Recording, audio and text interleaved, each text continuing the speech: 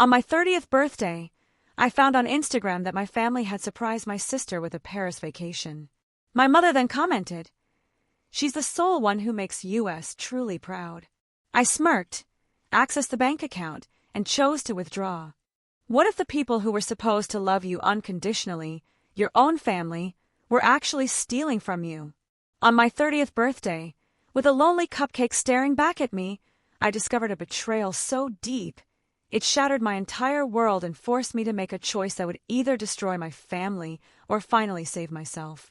My name is Ashley, and on that quiet day in Richmond, Virginia, I was turning 30. I was sitting there, a single, sad cupcake, my only company, scrolling through Instagram when I saw it. My sister Brooke, beaming from the airport, luggage in tow, about to embark on a surprise trip to Paris, a gift from our parents. Heart emojis, exclamation points, and a flood of congratulatory comments filled her post.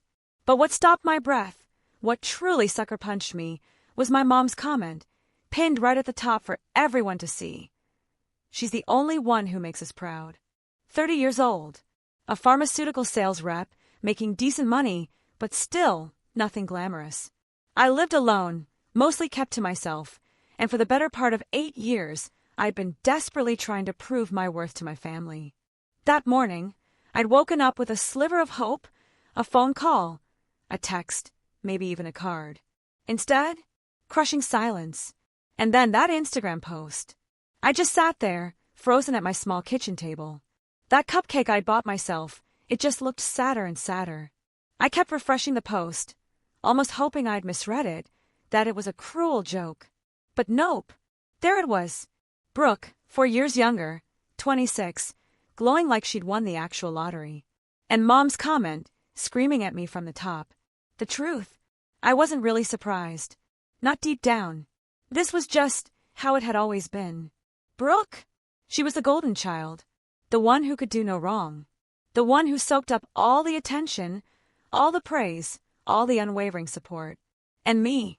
I was the backup plan. The one they tolerated, sure, but never celebrated. Growing up, Brooke got the best room, the brand new clothes, the private tutors when she struggled. Me. Hand-me-downs. A dismissive pat on the head when I brought home straight A's. When Brooke wanted to join the dance team, my parents shelled out for expensive lessons and costumes without a second thought. But when I, as a high schooler, asked about photography classes, my dad waved me off, saying we couldn't afford it, and I should focus on practical things.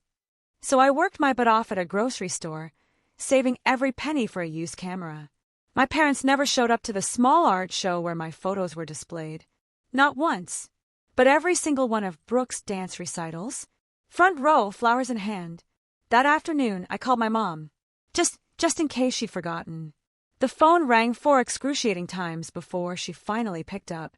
"Oh, Ashley." "Hi," she chirped, her voice already miles away. "I'm at the airport with your sister. Can I call you back?" My stomach dropped. "It's my birthday, Mom." A beat of silence. I could hear the roar of the terminal, the distant announcements. Brooke's trip already more important than me. "Oh, right. Happy birthday, honey. Listen, we're about to board. I'll call you later, okay?" She hung up before I could even process it. I just put the phone down and stared at that damned cupcake again. That's when I did it. I opened my laptop and logged into the joint bank account I shared with my parents. This account, I'd been contributing to it for 6 years. It started after my dad had a serious health scare, surgery, medical bills piling up, bad insurance, they were drowning in debt. I just landed my first big sales job, and all I wanted to do was help. So I set up automatic transfers, $500 a month, straight from my paycheck. It felt like the least I could do. They were my parents, right? But here's the kicker, they never mentioned it. Never thanked me. Never acknowledged the help. 2 years ago at Thanksgiving, I'd casually brought it up, and my mom just waved it off. "Oh, that's sweet of you, Ashley. But we're fine. Really, really fine." Fine, huh? And yet, here they were, dropping what had to be several $1,000s on a spontaneous trip to Paris for Brooke. The math hit me like a ton of bricks. 6 years, $500 a month. That's $36,000. $36,000 I poured into that account, thinking I was helping them, thinking maybe, just maybe, it would finally mean something to them. I clicked through the account history, and my stomach twisted with every single entry. Groceries, utilities, car payments, the normal stuff. But then I saw it. A $4,000 charge, labeled travel agency. Another $1,500 for boutique shopping. And just last month, a $10,000 deposit into Brooke's personal account with the memo, gift. They weren't using my money for bills. Not for emergencies. They were using it for Brooke. I sat back in my chair, my hands shaking uncontrollably. I felt like such an idiot. All those years, all that money, and they'd just been funneling it straight to my sister. While I scraped by, living paycheck to paycheck, skipping vacations, holding off on new clothes because I was so desperate to make sure they were okay. I remembered all the weekend trips with coworkers I'd said no to because I just couldn't afford them. The 2 weeks I'd eaten nothing but ramen because my car needed repairs, and I refused to touch my emergency fund. The countless sacrifices I'd made. All of it. While my parents treated Brooke like actual royalty with my money. I looked at that pathetic cupcake again. Then I looked at the screen. And I made a decision. I clicked. Withdraw. It took me 3 days to move all of it. $36,000, transferred back into my personal account in small, untraceable increments. I told myself I wasn't stealing. It was my money. I earned it. I gave it freely, sure. But they had lied to me. They had taken advantage. So I was taking it back. At first, the guilt came in waves. Lying awake at night, staring at the ceiling, wondering if I was being petty, overreacting. But then, I'd remember Mom's comment on that Instagram post. She's the only one who makes us proud. And the guilt, it would just evaporate, replaced by something harder. Something cold. I didn't tell a soul. Not my friends, not my coworkers. I just kept going to work, kept living my life, kept pretending everything was normal. But inside, I felt different. Lighter, maybe. Or maybe just angrier. Brooke called me from Paris on the 3rd day of her trip. I let it go to voicemail. She called again the next day, and the day after that. Finally, I answered. Ashley, oh my God, you have to see the city. It's incredible. Mom and Dad are being so generous. We went to the Louvre yesterday, and tonight we're having dinner at this amazing restaurant near the Eiffel Tower. Sounds nice, I said flatly. Are you okay? You sound weird. I'm fine. Just busy. Well, I wanted to thank you, she continued, completely oblivious. I know you've been helping Mom and Dad out, and I'm sure that's part of why they could do this for me. So thank you. I almost laughed. Almost. Instead, I just said, don't worry about it. You're the best big sister ever, she chirped, a sickeningly sweet smile audible in her voice. I hung up. Then I threw my phone across the room. The thing about Brooke was, she wasn't a bad person. Not mean, not malicious. She was just oblivious. Spoiled, absolutely, but not intentionally cruel. She genuinely believed the world revolved around her because that's exactly how our parents had raised her. And I couldn't even blame her for that. It wasn't her fault they'd picked her as the favorite. But God, it still hurt. I flashed back to when we were kids. I was 14, Brooke was 10. I'd saved my allowance for 3 months to buy this vintage camera I'd spotted at a pawn shop. The day I finally had enough money, I rushed home, bursting with excitement, ready to show my parents. But Brooke had just gotten a bad math test grade, and there they were at the kitchen table, consoling her, promising her a new tablet if she just brought her grades up. That's great, Ashley, my mom had said, barely glancing at the camera, barely glancing at me. Now go to your homework. I took that camera to my room and I cried. Not because I wanted praise. I just wanted them to care. Just a little bit. I spent the next week researching what to do with the money. I wasn't going to blow it on something stupid. I wanted it to mean something. I considered investing, maybe a down payment on a house. But then, an ad popped up for a medical billing course. 6 months. Certifying me in healthcare administration. Something I'd always been curious about, but never had the time or money for. The upfront cost was $8,000. Before, impossible. Now, I had the means. I signed up that very night. My parents didn't notice the missing money right away, or at least they didn't say anything. But 2 weeks later, my dad called. Ashley, we need to talk. My heart sank. About what? The account. There's been some kind of error.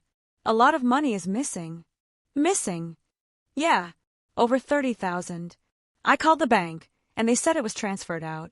Do you know anything about that? I paused, choosing my words carefully. I withdrew it. You what? It was my money, Dad. I put it in there. I took it back out. A long, heavy silence stretched across the line. Then, Ashley, that money was for emergencies. We were counting on it. Emergencies? I repeated, my voice tight, laced with ice. Like a trip to Paris. Another silence. That's different, he finally mumbled. How? I shot back. Brooke needed a break. She's been working so hard. And your mom and I wanted to do something special for her. And what about me? The words burst out, sharper than I intended. I've been putting money into that account for 6 years, Dad. 6 years. And not once did you or Mom say thank you. Not once did you ask if I needed help. You just took it and gave it to Brooke. That's not fair, he said, but his voice completely lacked conviction. No, Dad, I retorted, my voice rising. What's not fair is that I've been busting my ass to support this family while you treat me like I don't exist. So yeah, I took my money back. And I'm not sorry. I hung up before he could respond. My hands were shaking again, but this time, it wasn't from guilt. It was pure adrenaline. From finally standing up for myself. It felt good. Terrifying, but good. I poured myself a glass of wine and just sat on my couch, staring into space. A part of me expected to feel worse, to be crushed by guilt. But instead, there was this profound sense of relief. Like I'd finally cut a rope that had been slowly strangling me for years. The fallout was immediate. My mom called that evening, her voice shrill and dripping with accusation. How could you do this to us, Ashley? We trusted you. You trusted me. I shot back, my own voice trembling with indignation. You've been lying to me for years. We didn't lie. We just didn't think you'd make such a big deal out of it. A big deal? Mom, that was $36,000. $36,000 I gave you because I thought you needed it, and you spent it on Brooke. Brooke is going through a lot right now. She needed our support, and I didn't. She didn't have an answer for that. Instead, she just snapped. Your father and I are very disappointed in you. I laughed. A bitter, broken laugh. Of course you are. Because I'm always the disappointment, aren't I? Brooke can do no wrong, but me? I'm just the screw-up who doesn't deserve anything. My voice cracked. When's the last time you celebrated anything I did, Mom? When's the last time you even asked how I was doing? A long, heavy silence. Then, we'll talk about this when you've calmed down. And she hung up. I didn't cry. I wanted to. God, I wanted to sob. But the tears wouldn't come. Instead, it was this hollow ache in my chest, like something had been ripped out of me.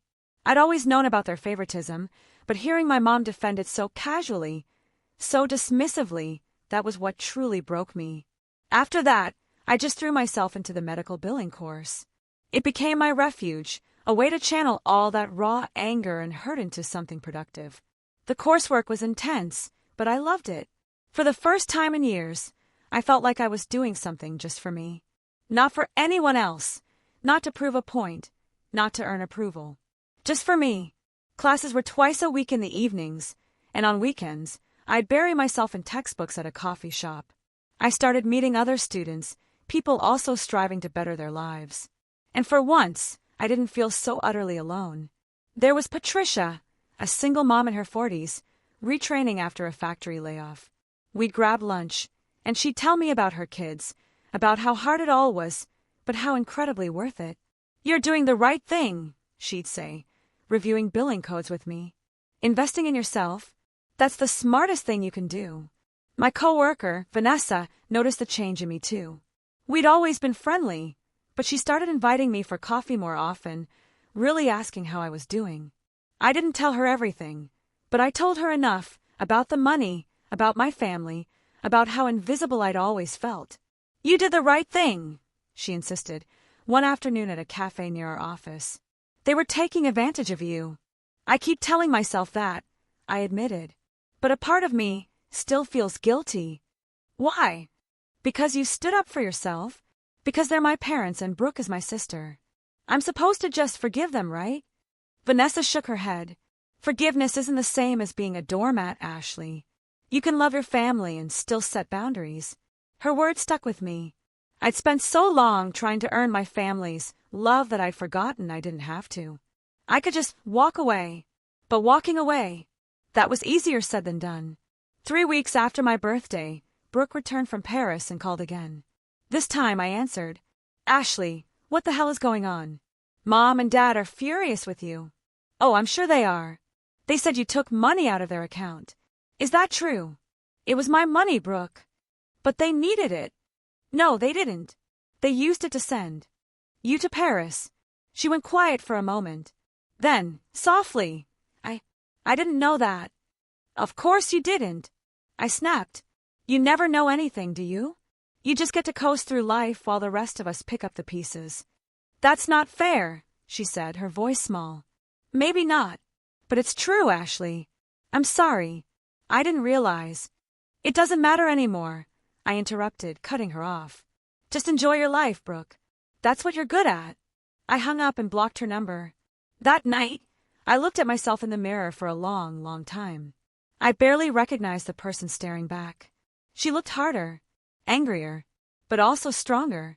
My mom's Instagram comment echoed in my head.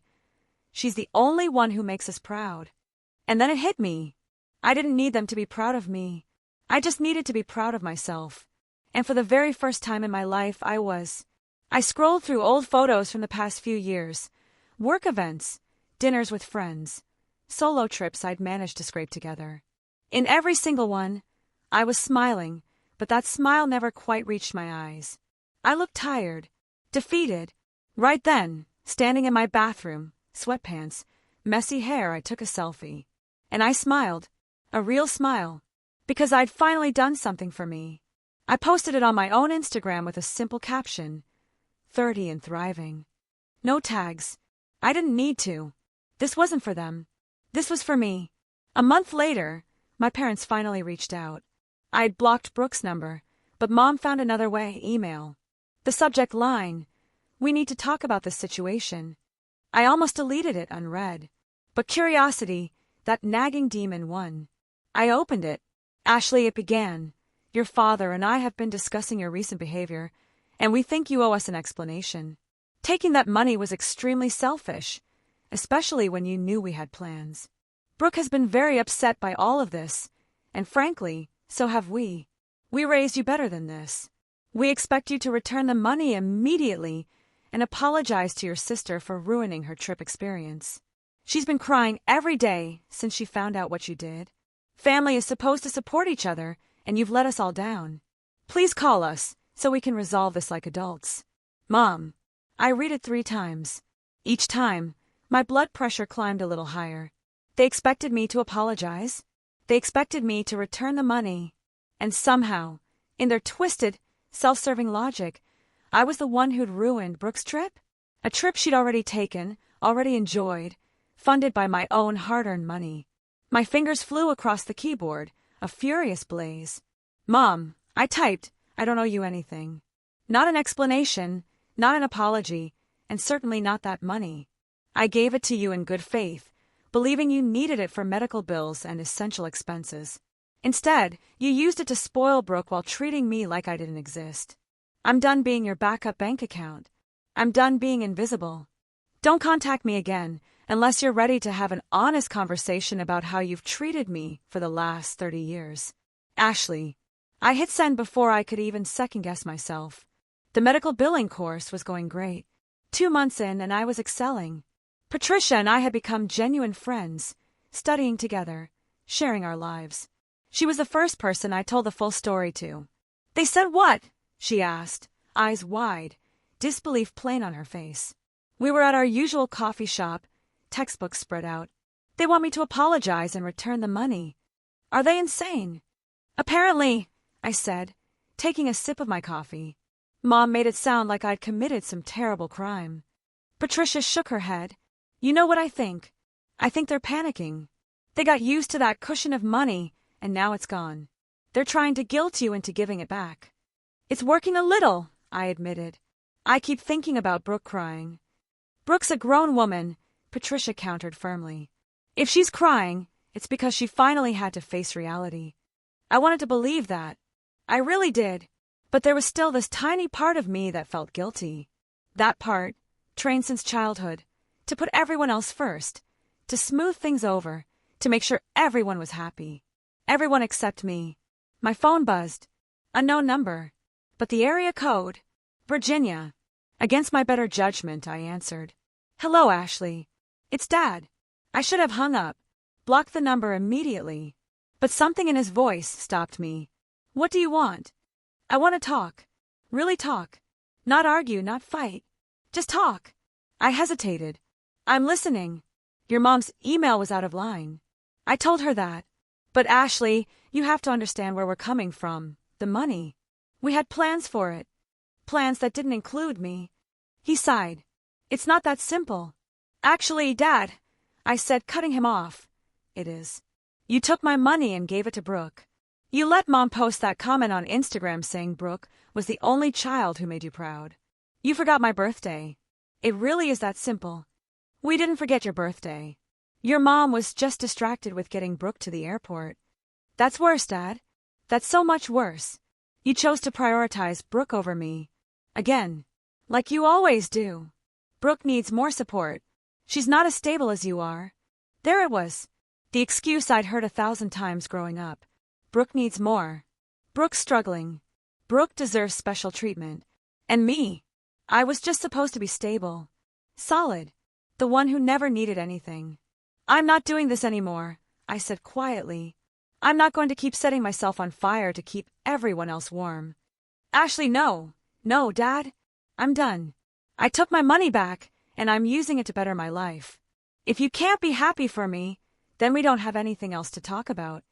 I hung up and immediately blocked his number. My hands were shaking, but a strange sense of calm washed over me. Every time I stood up to them, it got a little easier. The guilt was still there, but it was quieter now. Easier to ignore. Vanessa noticed my mood at work. During our lunch break, she pulled me aside. You okay? You seem tense. My dad called. Oh no. What happened?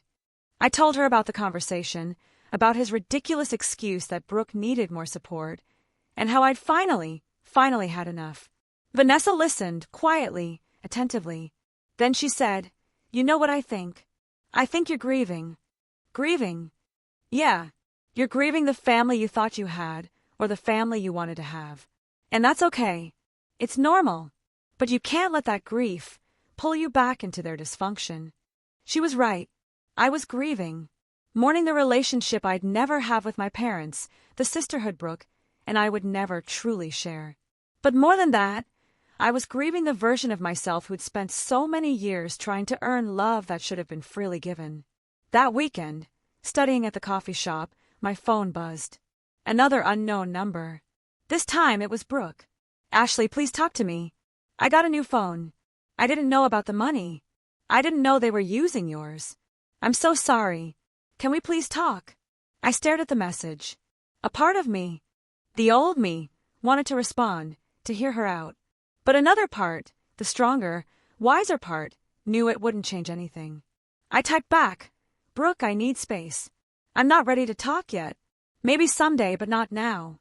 She responded immediately, I understand. I'm here when you're ready. I love you. I didn't reply. 3 months into my medical billing course, something truly unexpected happened. My instructor, Diane, a veteran in healthcare administration, pulled me aside after class. Ashley, I wanted to talk to you about your work. You're one of the top students in the program. Thank you, I said, genuinely surprised. I'm serious. Your attention to detail is exceptional, and you have a real knack for this. Have you thought about what you want to do after you finish? I was hoping to find a position at a hospital or clinic. Something stable. Diane smiled. I have a friend at Virginia Commonwealth University Health System. They're looking for someone to join their billing department. It's a senior position, and the pay is excellent. I'd like to recommend you. My heart skipped a beat. Really? Really? I'll send you the details. You'd have to interview, of course, but I think you'd be perfect for it. I walked out of class that day feeling lighter than I had in months. This was it. This was the opportunity I'd been working towards. And I'd done it all on my own, without my family's support, without their approval. When I got home, there was an envelope slipped under my door. No return address, but I recognized the handwriting instantly. Mom's. I opened it with shaking hands. Inside was a birthday card, 3 months late, and a check for $500. The card read, "We're sorry we missed your birthday. We hope this makes up for it. Love, Mom and Dad." $500. A pathetic fraction of what I'd given them over the years. And they thought this would fix things. I tore up the check and threw it in the trash. The interview at Virginia Commonwealth University Health System was set for the next Tuesday. I spent the entire weekend preparing, poring over my coursework, rehearsing answers. Vanessa helped me pick out a killer outfit, a navy blazer and slacks that made me feel capable, confident, like a force. The morning of, my stomach was a flutter of butterflies. This was the biggest opportunity I'd had in years, and I absolutely refused to let my family drama ruin it. The interview went better than I could have ever imagined. Caroline, the hiring manager, was genuinely impressed. My pharma sales background, my dedication to completing the billing program while working full-time. "We need someone organized, detail-oriented, who can handle high-pressure situations," Caroline said, her gaze steady. "From what Diane told me, and what I'm seeing here, you fit that description perfectly." "Thank you." I managed, my heart pounding. "I'm really excited about this opportunity. The position comes with full benefits, and the starting salary is $75,000 a year. Does that work for you?" I nearly fell out of my chair. 75,000? That was almost double what I was making. "That works perfectly," I somehow managed to squeak out. "Great. I'll be in touch by the end of the week." I floated out of that hospital. This was real. My life was actually, finally, turning around. When I got back to my car, I saw it. 6 missed calls from Mom, 3 from Dad. I ignored every single one. That evening, Vanessa invited me out to celebrate. We hit a wine bar downtown, and I gushed about the interview, the salary, how surreal it all felt. "You deserve this," she said, raising her glass. "After everything you've been through, you deserve something good." "I keep waiting for the other shoe to drop," I admitted, a whisper of doubt. "Like something's going to go wrong." "Nothing's going to go wrong, Ashley. You're talented. You've worked hard, and you're finally putting yourself first. That's not selfish. That's survival." We talked for hours, and for the first time in months, I felt genuinely happy. Not just relieved, not just vindicated. Truly, deeply happy. When I got home that night, another email from my mom. Subject line, emergency. My stomach clenched. Despite everything, they were still my parents. If something was really wrong, I needed to know. I opened it. "Ashley, we need to talk immediately. Your father lost his job last week, and we're in serious financial trouble. We need that money back. This isn't a request. This is a genuine emergency. We could lose the house. Please call us as soon as you get this. Mom." I read it twice, my earlier happiness draining away like sand through my fingers. Dad lost his job. They might lose the house. And somehow, this was my responsibility. Except it wasn't. I'd given them $36,000 over 6 years. They'd used it for luxury trips and gifts for Brooke, not for actual emergencies. This was the consequence of their choices, not mine. But still, the guilt was crushing. They were my parents. No matter how badly they treated me, did I really want them to lose their home? I called Vanessa. "They're saying it's an emergency," I blurted out. "My dad lost his job. They might lose the house." "Ashley, listen to me very carefully." Vanessa's voice was firm. "This is not your problem. But what if they're telling the truth? What if they really are in trouble? Then they need to figure it out like adults. They can downsize. They can get new jobs. They can ask Brooke for help.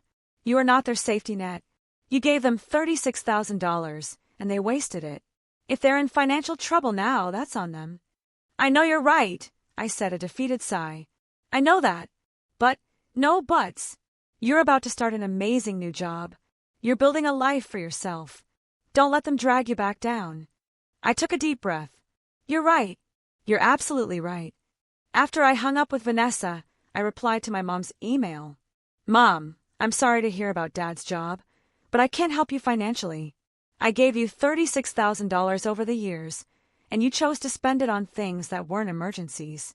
I have my own life to worry about now. I suggest you talk to Brooke about helping out since she's the one you've always prioritized. Best of luck, Ashley. I hit send, and then I turn off my phone. 3 days later, I got the call from Caroline. I got the job. I just started crying right there in my living room. Happy tears. Relieved tears. Tears for everything I'd been through to get to that moment. I'd done it. I'd actually, truly done it. I called Patricia first. She screamed, so loud I had to pull the phone away from my ear. I'm so proud of you, she cheered. This is just the beginning, Ashley.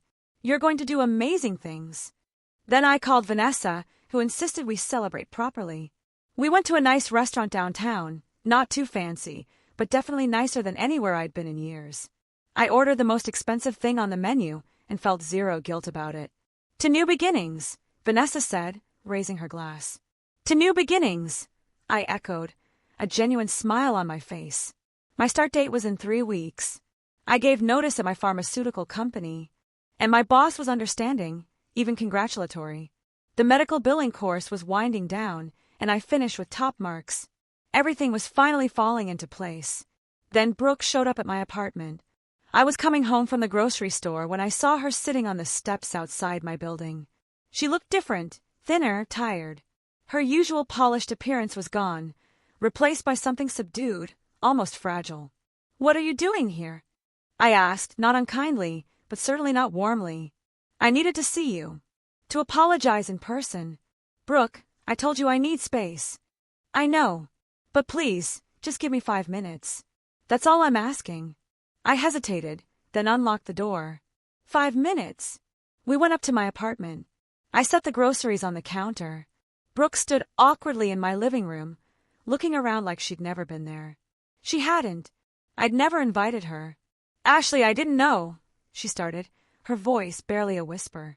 I swear I didn't know they were using your money. When I found out, I confronted them. We had a huge fight. They told me you were being dramatic, that you'd given them the money freely, and now you were trying to hold it over their heads. But I know that's not true. I went through their bank statements. I saw everything. I crossed my arms. So what do you want? Absolution. No, she said, looking straight at me. I want you to know that I'm sorry. I'm sorry for being so oblivious, for taking everything for granted, for not realizing how badly they were treating you. You're my sister, and I should have noticed. Her voice cracked, and tears welled in her eyes. Brooke, you were just being who they taught you to be. I don't blame you for that. But I should have been better. I should have paid attention. I should have stood up for you. I softened, just a little.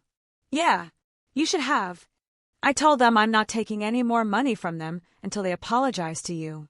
And I meant it. That surprised me. You did. I did. And they're furious with me now, too. Apparently, I'm being ungrateful.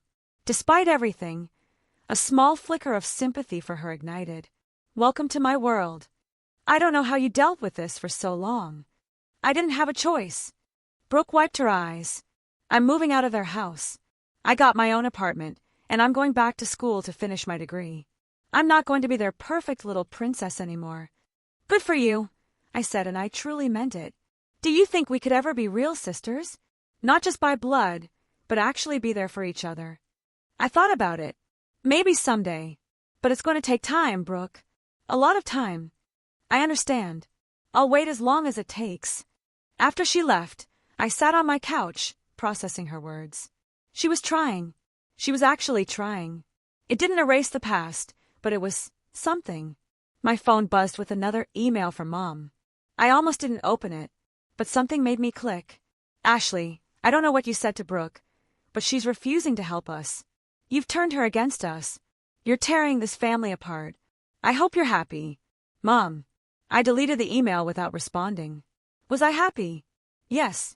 And that, I realized, was what terrified them the most. The next 2 weeks flew by. I finished the medical billing course at the top of my class, got my certification, and prepared for my new hospital job. Patricia threw a small celebration at her house, just pizza and cake with a few classmates. It was simple, but it felt more genuine, more loving than any family gathering I'd ever been to. "Speech," someone called out, and everyone laughed. I stood up, awkward but grateful. "I just want to say thank you," I began. 6 months ago, I was in a really dark place. I felt invisible and unappreciated. But this course, and all of you, helped me remember that I'm worth something. So, thank you for being there for me." Everyone clapped, and Patricia pulled me into a warm hug. "You're going to kill it at that hospital," she whispered. The day before I started my new job, I did something I'd been putting off. I went through all my social media and unfollowed my parents. I didn't block them, not yet, but I was done seeing their posts. Done letting their lives affect mine. As I scrolled, though, I noticed something. My mom had posted a public status update 2 days earlier. "Sometimes your children disappoint you in ways you never imagined. We raised Ashley to be better than this, but she's chosen selfishness over family, praying for her to see the light." The post had dozens of comments, mostly from relatives and family friends I barely knew, all rallying behind my mom. "Stay strong. Family is everything." But then, a few comments stopped me cold. My Aunt Linda, Dad's sister, had written, "Maybe it's time to look at your own actions instead of blaming Ashley. I've watched you treat that girl like garbage for years. She deserves better." And my cousin Jake, "Ashley's been supporting you guys financially for years, and you never even thanked her." Maybe she got tired of being taken for granted. A rush of vindication flooded through me. Other people had noticed. Other people knew the truth. I screenshotted the post and comments, saving them to a folder on my computer. Just in case. Call it insurance. My first day at Virginia Commonwealth University Health System was nerve-wracking, yes, but also utterly exhilarating. Caroline gave me the grand tour, introduced me to the team, walked me through my responsibilities. The department was bustling, but organized, and everyone seemed genuinely welcoming. "You'll do great," Caroline said, leaving me at my new desk. "If you need anything, just ask." That first week, I was a sponge, learning the systems, familiarizing myself with processes, meeting different departments. It was a lot to absorb, but I loved every single minute of it. This was real. This was mine, and nobody could take it away from me. At the end of the week, Caroline called me into her office. "Just wanted to check in," she said. "See how you're adjusting." "It's been amazing," I beamed. "Honestly, thank you again for this opportunity." "You've earned it, Ashley. I've been getting great feedback from the team. You're catching on fast." "I'm trying my best. I can tell. And I wanted you to know there's definite room for growth here. If you continue performing at this level, I could see you moving into a management position within a year or two." Management? Within a year or two? I could barely process it. "That would be incredible," I managed to say, a giddy feeling swelling inside me. "Just keep doing what you're doing." I left her office feeling like I was walking on air. That weekend, I finally responded to Brooke's last text. I invited her to lunch at a casual cafe near my apartment. Nothing fancy, nothing emotionally charged. Just two sisters trying to figure out if they could salvage something from the wreckage of our family. She showed up looking nervous, clutching her purse like a lifeline. "Thanks for agreeing to meet," she said as we sat down. I figured it was time. We ordered sandwiches and made stilted small talk for a while. Her new apartment, her plans to go back to school, my new job. It felt awkward. Yes, but it was a start. "I talked to Mom and Dad again," she said eventually. "They're still refusing to take responsibility. They think you're being vindictive." "Of course they do." I told them I wasn't going to be part of their games anymore. That if they wanted a relationship with me, they needed to grow up and apologize to you. How'd that go? About as well as you'd expect. Mom hung up on me. Dad called me an ungrateful brat. I felt a pang of sympathy for her. "I'm sorry. Don't be. You were right about everything. I was so blind, Ashley. I took everything for granted, and I let them turn me into this spoiled, oblivious person. I don't want to be that anymore. Change takes time. I know, but I'm willing to put in the work if you'll let me." I looked at her, really looked at her, and saw something I hadn't seen before. Sincerity, remorse, a genuine desire to be better. "Okay," I said finally, "but we're starting from scratch. No expectations, no pressure. Just two people trying to be sisters." I can live with that. We finished lunch and parted ways with an awkward but genuine hug. It wasn't forgiveness. Not yet, but it was a beginning. That night, a notification popped up on my phone. My mom had tagged me in a Facebook post. Against my better judgment, I clicked. It was a long, rambling message about family values, respect, and how children owe their parents everything. And at the very end, she'd written, "Ashley, if you're reading this, know that your father and I are heartbroken by your actions. We're praying you'll come back to us before it's too late." The comments were a chaotic mix. Support for my parents, confused questions about what had happened, some relatives even asking me directly. I could have ignored it. I probably should have. But something inside me just snapped. I typed out a comment, my fingers flying. "Mom," I wrote, "I gave you $36,000 over 6 years to help with medical bills and expenses. You used it to fund luxury trips and gifts for Brooke while ignoring me completely. You forgot my birthday. You publicly stated that Brooke was the only child who made you proud. And now you're trying to guilt me into giving you more money. I'm done being your ATM. If you want a relationship with me, start by apologizing and taking responsibility for your actions." I hit post before I could second-guess myself. Within minutes, the comments exploded. Some relatives were shocked, others supportive. My Aunt Linda chimed in. Finally, someone said it. My mom predictably responded, "This is a private family matter. How dare you air our business publicly?" I typed back, "You made it public when you tagged me. I'm just telling my side of the story." Then I logged off, and I blocked both my parents on all social media. My hands were shaking, but I felt lighter than I had in years. I'd finally told the truth. I'd finally stood up for myself in a way that couldn't be ignored or dismissed. And I was done apologizing for it. The Facebook post exploded overnight. By the time I woke up the next morning, there were over 200 comments, countless shares. My phone was flooded with messages from relatives I hadn't spoken to in years. Some supportive, others demanding explanations. My Aunt Linda called me at 7 in the morning. "Ashley, honey, are you okay?" "I'm fine. Better than fine, actually. I just saw what you posted. I had no idea it was that bad." Most people didn't. They were good at hiding it. "Well, the truth is out now. Your Uncle Tom and I have been talking, and we want you to know we're on your side. What your parents did was inexcusable." "Thank you," I said, feeling a warmth spread through me. "That means a lot. And between you and me," she lowered her voice conspiratorially, "your mother is losing her mind. She's been calling everyone in the family, trying to get them to side with her. It's not going well for her." A small surge of satisfaction bubbled up. Good. After I hung up with Linda, I checked my email. 3 messages from my mom, each more desperate than the last. The first, angry, accusing me of betrayal and slander. The second, manipulative, detailing how hurt she and Dad were. The third, almost pleading, begging me to delete the post and call her. I deleted all 3, without responding.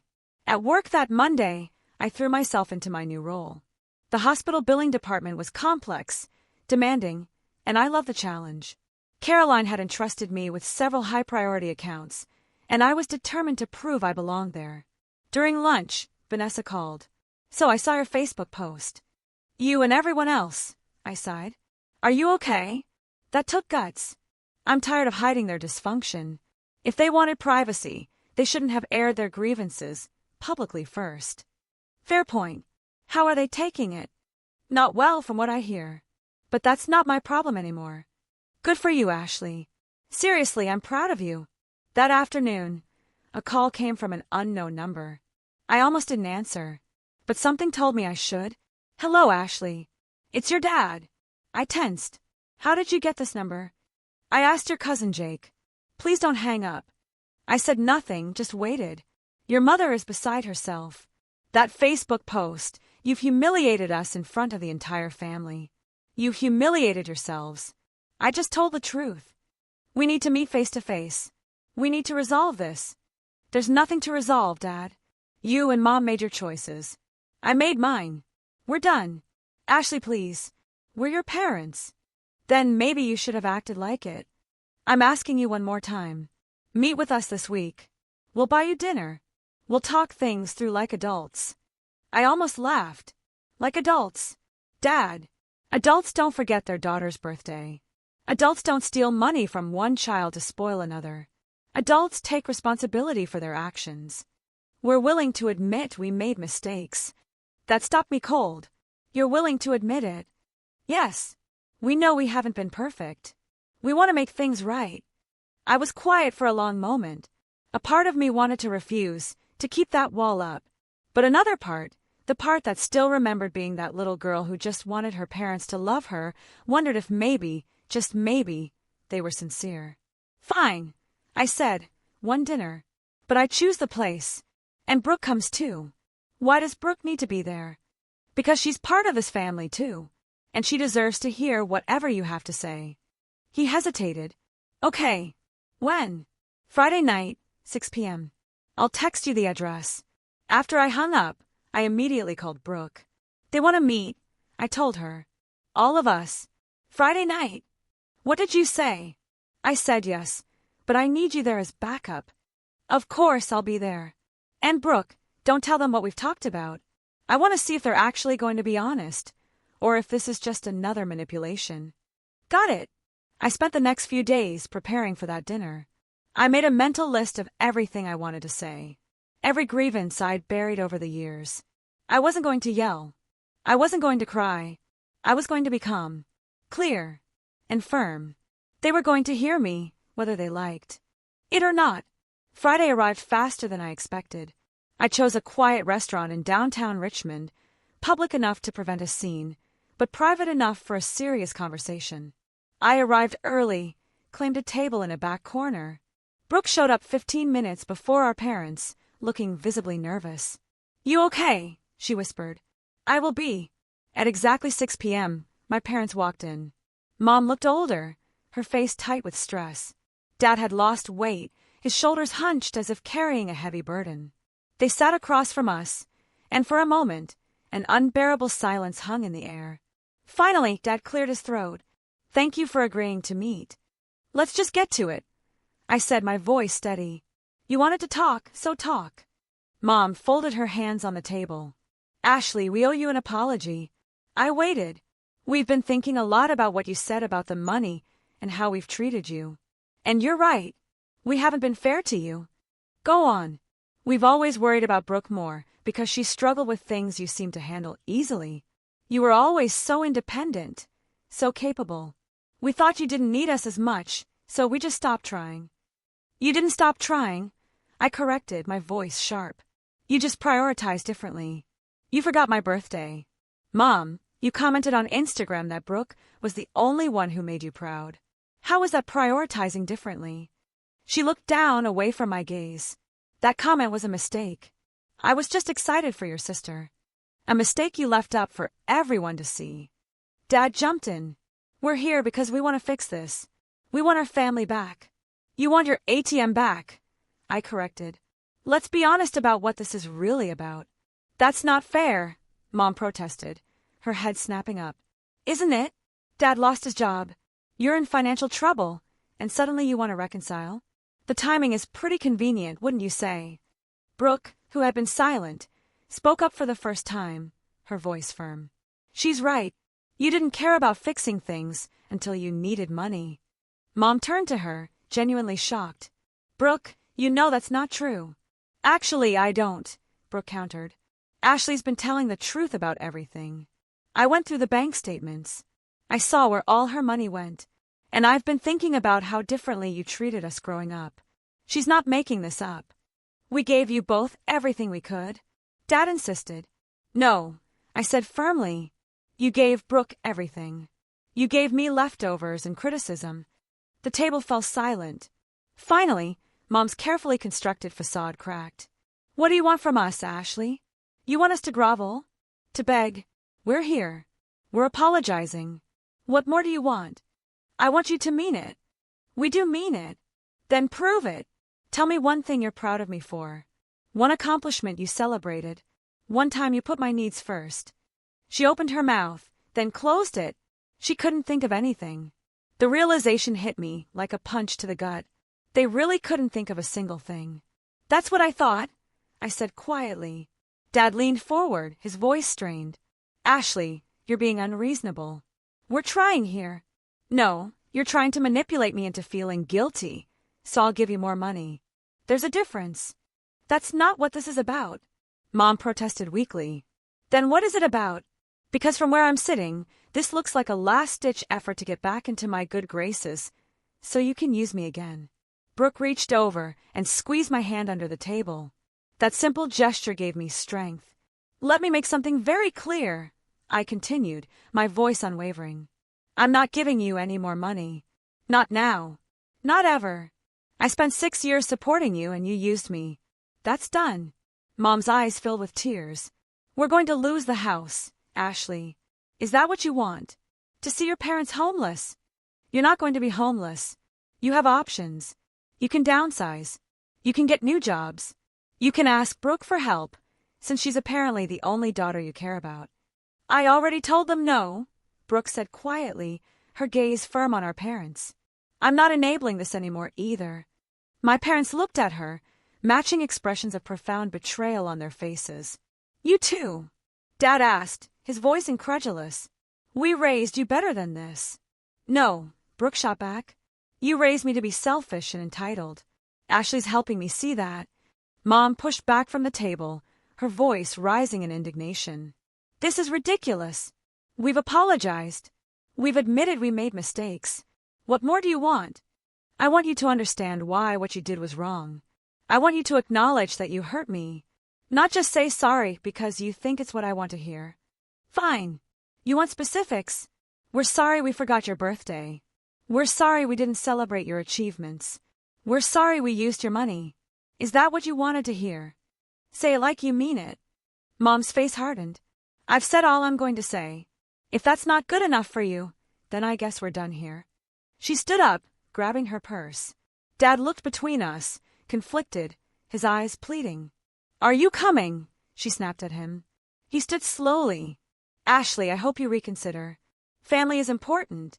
Family is important. I agreed, my gaze unwavering. That's why I'm not letting you abuse me anymore. They left without another word. Brooke and I just sat there in silence for a moment.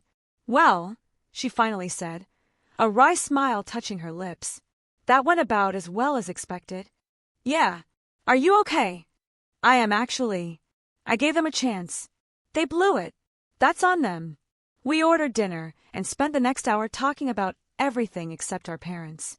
Brooke told me about her new apartment, about the classes she was planning to take. I told her about work, about my plans for the future. For the first time in our lives, we were just two sisters having dinner. No competition, no favoritism, no drama. Just us. When we left the restaurant, Brooke hugged me tight. Thank you for giving me another chance, she said. Thank you for showing up. Over the next few weeks, things settled into a new normal. I excelled at my job, impressing Caroline and the rest of the team with my work ethic and sharp attention to detail. The hospital environment suited me perfectly. I found genuine satisfaction in knowing my work helped people, even if indirectly. My parents tried reaching out a few more times. Emails, voicemails, even a letter. Each message was the same. Superficially apologetic, but manipulative underneath, always circling back to their financial woes and how I could help. I ignored them all. The Facebook drama eventually died down, but not before several relatives reached out privately, telling me they'd suspected something was wrong for years. My Aunt Linda became a regular presence in my life, inviting me to family dinners and holidays. She'd always been kind, but now she was actively, wonderfully supportive. Your mother is furious with me, she told me one Sunday over coffee. She thinks I'm turning the family against her. Are you? I asked, a wry smile. Nope. She did that all by herself. I'm just refusing to pretend everything's fine. 3 months after that disastrous dinner, Caroline called me into her office again. I have some news, she said, a smile playing on her lips. We're creating a new position, Assistant Director of Medical Billing. I'd like to offer it to you. My jaw literally dropped. Already? You've proven yourself, Ashley. You're organized, efficient, and the team respects you. The position comes with a significant raise and more responsibilities. What do you say? Yes, absolutely. Yes. Great. We'll make it official next week. I left her office in a daze. Assistant director. 6 months ago, I'd been crying over a birthday cupcake, feeling worthless and invisible. Now, I was being promoted to a leadership position at a major hospital. I immediately called Vanessa with the news. Are you kidding me? That's amazing, she shrieked. I can't believe it's happening. I can. You've worked incredibly hard, Ashley. You deserve this. That weekend, Patricia threw me an impromptu celebration at her house. It was small, just her kids, Vanessa and Brooke. But it meant everything to me. These people had seen me at my lowest and supported me as I rebuilt my life. To Ashley, Patricia said, raising her glass of soda, the strongest person I know. Everyone echoed the toast, and tears pricked my eyes. Thank you, I said, my voice thick with emotion. All of you, for believing in me when I didn't believe in myself. Later that night, driving home, my phone rang. It was my dad. I almost didn't answer, but something made me pick up. Hello, Ashley. It's Dad. Please don't hang up. What do you want? I wanted to tell you that I got a new job. It doesn't pay as much as the old one, but it's something. And your mom is working part-time at a retail store. Good for you. We're going to be okay. We're figuring it out. I waited for the ask, for the manipulation, but it never came. I also wanted to say I'm sorry, really sorry, not because I want something from you, but because you deserve to hear it. We were wrong. We treated you terribly, and there's no excuse for that. I pulled over to the side of the road, my hands shaking. Your mother isn't ready to admit it yet, but I am. You were right about everything. We took you for granted. We played favorites. We used you. And I'm sorry. Tears streamed down my face. This was what I had wanted to hear for 30 years. Thank you. I managed to say, the word a choked whisper. I don't expect you to forgive me. I don't even expect you to want a relationship with me. I just needed you to know that I see what we did, and I'm ashamed of it. We talked for another 20 minutes. He didn't ask for money. Didn't try to guilt me into anything. He just talked. And I listened. And for the first time in my life, I felt like my dad actually saw me. When we hung up, I sat in my car for a long time just processing. It wasn't forgiveness. Not yet. But it was a start. The following months brought changes I never could have imagined. My new role as assistant director kept me busy, but deeply fulfilled. I implemented new systems that streamlined the billing process, saving the hospital thousands and improving patient satisfaction. Caroline consistently praised my work in department meetings, and other directors started seeking my input. Brooke and I grew closer. We met for dinner once a week, texted regularly. She'd enrolled in community college, working toward a business degree, and had started therapy to unpack the toxic family dynamics that had shaped her. My therapist says I was conditioned to see myself as superior, she confessed one evening. And recognizing that is the first step to changing. How's that going? It's hard, really hard. I keep catching myself expecting special treatment, and then I have to remind myself that's not normal. The fact that you're trying, I told her, means everything. My relationship with Dad slowly, cautiously improved. We talked on the phone every few weeks, brief conversations where he'd update me on his job and ask about mine. Mom still hadn't apologized, and I'd accepted that she probably never would. Some people just aren't capable of that kind of self-reflection. 6 months into my new position, I attended a healthcare administration conference in Washington. I met professionals from across the country. During a session on billing innovations, I met Grace, who ran a consulting firm. You have some really interesting ideas, she said after my presentation. Have you ever thought about consulting? Not really. I'm happy where I am. Well, if you ever change your mind, here's my card. We're always looking for talented people. I pocketed the card, not thinking much of it at the time. That Christmas, I spent the holiday with Aunt Linda's family. It was the first Christmas in years where I felt genuinely welcomed and valued. Brooke came too, and we exchanged gifts, laughed, and ate way too much food. My parents called on Christmas morning. Dad wished me a Merry Christmas, and I could hear Mom in the background, though she didn't get on the phone. How's your day going? He asked. It's good, really good. I'm glad. You deserve it. After we hung up, I didn't feel sad or angry. I just felt at peace. The new year brought even more opportunities. Caroline approached me about pursuing a master's degree in healthcare administration, with the hospital willing to pay for most of it.